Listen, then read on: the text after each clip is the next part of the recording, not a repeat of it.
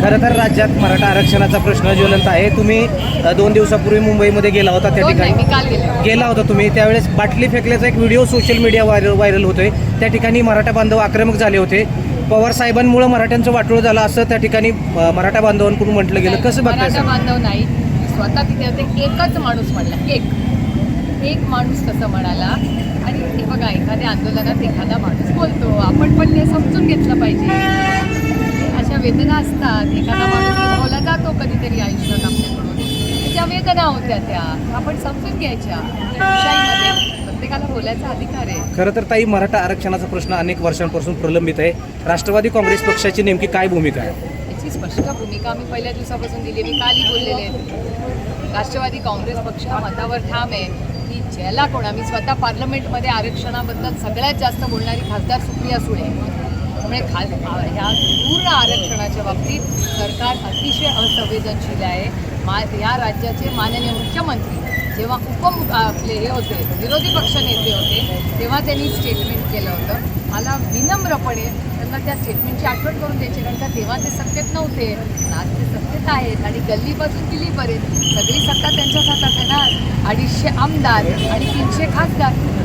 मग जरांगे पाटलांनी जी मागणी केली, सरसकट मराठा समाजाला ओबीसीमध्ये घ्यावं, या मागणीला तुमच्या पक्षाचा पाठिंबा आहे का? माझं म्हणणं आहे की मी पहिल्या दिवसापासून सांगते की माननीय मुख्यमंत्र्यांनी जरांगे पाटलांची चर्चा केली पाहिजे, सरकारने चर्चा केली पाहिजे. जो कोणी आंदोलनाला बसलाय त्याचा मान सन्मान एका सशक्त लोकशाहीमध्ये झालाच पाहिजे. चर्चा करूया. मी कालही म्हणलं की माननीय मुख्यमंत्र्यांनी सगळ्या पक्षाच्या लोकांना बोलवावं, जरांगे पाटलांच्या सगळ्या त्यांच्या सहकार्यांना बोलवावं, सगळे चर्चा करू आणि सगळे चर्चेतून मार्ग निघतो ना, म्हणून तर ती लोकशाही आहे. चंद्रकांत पाटलांनी एक वक्तव्य केलं की मराठा समाजाची आता फक्त राजकीय आरक्षणासाठी धडपड आहे, त्यांना सरपंच व्हायचंय. मला माहिती नाही, मी ऐकलंच नाही, त्याच्यामुळे मला माहिती. ताई, खरं तर पवार साहेब देखील 4 वेळा राज्याचे मुख्यमंत्री होते. त्यांच्या कालावधीमध्ये देखील मराठा समाजाच्या आरक्षणाची मागणी त्या ठिकाणी आली होती. खरं तर अण्णासाहेब जावळे पाटील यांनी ही मागणी केली होती. मग असं असताना पवार साहेबांच्या कालावधीमध्ये आरक्षण त्या ठिकाणी देण्यात आलं नाही. तुम्ही आत्ता म्हणताय की हे जे सरकार आहे त्यांच्याकडे बहुमत आहे, त्यांनी या मराठा समाजाला न्याय द्यावा. कमिशनचा रिपोर्ट होतेच ना, आरक्षण कमिशन रिपोर्ट त्याही काळात होते. खरं तर मराठा आरक्षणाप्रकरणी विरोधक हे आपली सोयीची भूमिका घेत आहेत. कारण मराठा आरक्षण प्रकरणी एक बैठक झाली होती. या बैठकीमध्ये सर्वपक्षीय नेत्यांच्या स्वाक्षरी झाल्या होत्या. यामध्ये पवार साहेबांची देखील स्वाक्षरी होती. मग असं असताना विरोधक या गोष्टीचं राजकारण का करतायत, असा आरोप देवेंद्र फडणवीस करतायत. 250 खासदार आमदार कोणाचे आहेत, आत्ता सत्तेमध्ये कोण आहे? आणि मला गंमत वाटते की आदरणीय पवार साहेबांचे 10 आमदार आणि 8 खासदार, तरी सगळ्या बातम्या शरद पवारांच्या आजूबाजूलाच फिरत आहेत. याचा अर्थ त्यांच्याकडे 250 आमदार आणि 300 खासदार असले तरी लोकांच्या अपेक्षा आदरणीय पवार साहेबांकडूनच आहेत ना. जो उठतोय भारतीय जनता पक्षाचा तो पवार साहेबांवरच बोलतोय. खरं तर ताई, प्रश्न तोच आहे. जरांगे पाटलांच्या जी काही मागणी आहे, मराठा समाजाला सरसकट ओबीसीमध्ये घेतलं जावं, या मागणीला तुमच्या पक्षाचा पाठिंबा आहे का? अहो, आम्ही म्हणलं ना, कॉन्स्टिट्यूशन अमेंडमेंट करा आणि करून घ्या. नंबर्स आहेत त्यांच्याकडे. भारतीय जनता पक्षाचं माननीय मुख्यमंत्र्यांचं काय स्टेटमेंट आहे की जेव्हा असे प्रश्न येतात, when there is a will there is a way. आता आरक्षण कोण देऊ शकतं? सत्ता कुणाकडे तोच देऊ शकतो ना. सत्ता कुणाकडे भारतीय जनता पक्षाचं सरकार आहे ना, आणि त्यांच्या मित्र पक्षाचं. तर त्यांच्या मित्र पक्षांना माझी विनम्र विनंती आहे की तुम्ही प्रस्ताव आणा. आम्ही सगळे एकत्र मिळून तुम्हाला ताकदीने तुमच्याबरोबर या सगळ्या विषयामध्ये उभं राहू. मला अतिशय विनम्रपणे माननीय देवेंद्रजींना त्यांचं स्टेटमेंट दाखवायचं आहे की where there is a will there is a way, when there is no will there is only committee. थांबा जरा, तुम्हाला पण दाखवतो. एक दाखवा आहे तुमच्याकडे, दाखवा व्हिडिओ.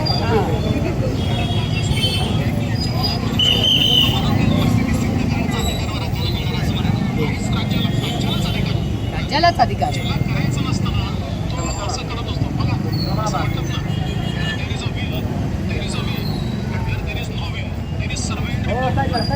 ऐकलं तुम्ही? परत रिपीट करू का शेवटचे? हां. तर हे माननीय मुख्यमंत्री जेव्हा विरोधी पक्ष नेते होते तेव्हाचं स्टेटमेंट आहे. मी खूप विनम्रपणे त्यांना त्याची आठवण करून देते. आणि तेवढंच नाही, 250 आमदार हो, 250 आमदार, 300 खासदार. किसने रोका है? कसं आहे, सत्ता फक्त घरं फोडून पक्ष फोडून नसते हो. सर्वसामान्य सत्ता मायबाप जनतेची सेवा करण्याची होते. आणि मला खूप विनम्रपणे ही त्यांची काय आघाडी आहे, काय त्यांची युती, त्यांच्या युतीला विनम्रपणे माननीय प्रधानमंत्र्यांचं स्टेटमेंट आठवायचं आहे की प्रधानमंत्री काय म्हणतात, आम्ही प्रधान सेवक आहोत. त्याच्यामुळे जर या देशाच्या प्रधानमंत्री सेवेसाठी आहेत तर त्यांच्या मागचे 3 पक्ष, त्यांचा स्वतःचा आणि 2 पक्ष का नाही त्याचा निर्णय घेते. विनम्रपणे आमची विनंती आहे. सत्तेत तुम्ही आहात ना, पवार, एक विचार करून मला सांगा की पवार साहेबांवर सगळा जो उठते तो पवार साहेबांवर नावं ठेवते. मग ह्याचा अर्थ लोकांची काय अपेक्षा आहे? लोकांची अपेक्षा की शरद पवारांनीच काहीतरी करावं अशी आहे ना. ज्यांच्याकडे 250 खासदार, 250 आमदार आणि 300 खासदार आहेत, काय थांबलाय मग तुम्ही? एकीकडे ताई मराठा आरक्षणाला तुम्ही पाठिंबा देताय, दुसरीकडे पवार साहेबांनी ओबीसी मंडल, ओबीसी आरक्षण बचाव यात्रा काढली. ह्या सगळ्यांमधून नेमकं काय दर्शवायचं आहे? नाही, मंडल आयोगाचा रिपोर्ट तुम्ही वाचलाय का? कदाचित तुमच्या जन्माच्या आधीचा असेल. मंडल आयोगाचा रिपोर्ट वाचा. त्या काळामध्ये काय होतं, कसा निर्णय घेतला हे त्या रिपोर्टमध्ये सगळं आहे पारदर्शकपणे. आणि जो आरक्षण आहे, मराठ्यांच्या मागणी आहे, धनगर समाजाची आरक्षणाची मागणी आहे, लिंगायत समाजाची मागणी आहे आणखीन वेगळी, किती लोकांची आहे. तर ह्या सगळ्यावर मी अनेक वेळा पार्लमेंटमध्येही बोलले. नुसतं मीडियावर नाही बोलत मी ऑफिशियल पार्लमेंटमध्ये बोलले की धनगर समाजाची मागणी आहे, मराठा समाजाची मागणी आहे, लिंगायत समाजाची आणखीन वेगळी मागणी, त्या सगळ्या मागण्याच्या आहेत. त्याच्यासाठी एक जे सत्तेमध्ये निर्णय, मला खूप आनंद झाला असता, आमचं सरकार असतं तर आम्ही निर्णय घेऊन टाकला असता.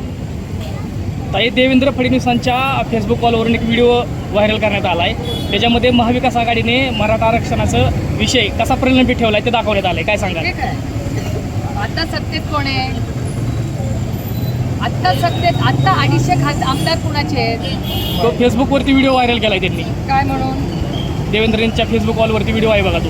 कसला? मी नाही पाहिलेला. मी त्यांची फेसबुक नाही बघा. मला फक्त तोच आहे का व्हिडिओ? हाच व्हिडिओ आहे का? माझ्याकडे तो व्हिडिओ तो दाखव. नाही, महाविकास आघाडीच्या सगळे नेते त्याच्यामध्ये आहेत. हां, आणि ते कसं प्रलंबित ठेवलं आहे आरक्षणाच्या विषयी, त्याच्यावरती त्यांनी तो AI संदर्भातला व्हिडिओ बनवला आहे. AI त्याच्यामध्ये तुम्ही पण मीटिंगमध्ये आहात. बघा, आता तुम्ही विचार करा, आमचं घर फोडलं, आमचा पक्ष फोडला, एवढं करूनही व्हिडिओ आमचाच बनवतो. अच्छी बात आहे, चांगलं तेव्हा वाईट, त्याचा अर्थ आपलं नाणं खपलं ना मार्केटमध्ये, हेच चांगलं आहे. मराठा आरक्षणाप्रकरणी खरं तर पवार साहेबांनी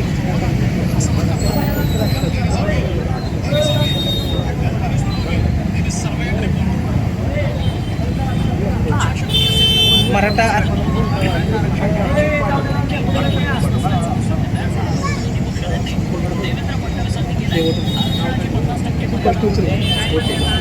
शेवटचा प्रश्न राज्याला आहे.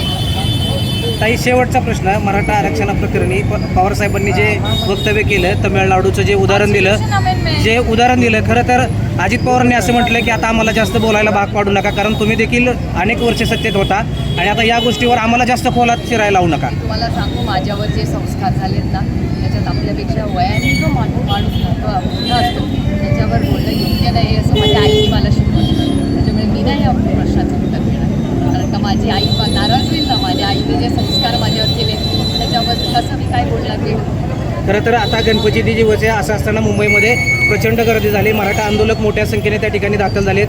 मुख्यमंत्र्यांना तुमचं काय आव्हान असेल? खरं तर मुख्यमंत्री यातून लॉ अँड ऑर्डर होम मिनिस्ट्रीचा डिपार्टमेंट आहे ना, त्यांनी उत्तर दिलं पाहिजे. मला कशाला विचारतात? खरं तर सत्तेमधले लोक जेव्हा येतात त्यांना हा प्रश्न विचार. खरं तर जरांगे पाटलांच्या ज्या मागण्या आहेत, या मागण्या मुख्यमंत्री पूर्ण करतील का? आणि या संदर्भात बघावं ना, तेच अहो तुम्हाला व्हिडिओ दाखवला ना, where there is a will there is a way, when there is no will there is survey and report. हे माझे शब्द नाही आहेत, एव्हिडन्स डेटाबेस आहे. आणि AI केलेला खोटा व्हिडिओ नाही आहे, हा खरा व्हिडिओ आहे. कारण का आम्ही लोकांचे लोकप्रतिनिधी आहोत, आम्ही एंटरटेनर्स किंवा कॉमेडियन्स नाही आहोत. कॉमेडियन्स एंटरटेनर्स तुम्हालाही करतात. आम्ही त्याच्यासाठी नाही बारामतीकरांनी मला मतदान केलं. बारामतीकरांनी विश्वासाच्या नात्याने मी काहीतरी काम करावं आणि बारामतीचं नाव दिल्लीपर्यंत पोचावं याच्यासाठी मला मतदान केलं. म्हणून आम्ही काय लोकांसाठी त्यांची काय AIची व्हिडिओ करत बसत नाही. आम्हाला वेळी नाही, कारण का या राज्यामध्ये शेतकरी आत्महत्या करत आहेत, शिक्षकांनी आत्महत्या केल्या आहेत, ते जलजीवन मिशनची कामं काय पद्धतीने झाली तुम्ही बघताय. आणि आता हे आंदोलन काय बघताय तुम्ही, काय हालचाल त्यामुळे दुर्दैव आहे की भारतीय जनता पक्षाकडे आमच्याबद्दल बोलायला काहीच नाही, म्हणून या सगळ्या गोष्टी आठवतात. आणि एवढी मोठी सत्ता गल्ली टू दिल्ली असतानाही शरद पवारांच्यावर टीका केल्याशिवाय ते होत नाही. हीच तर बारामतीची ताकद.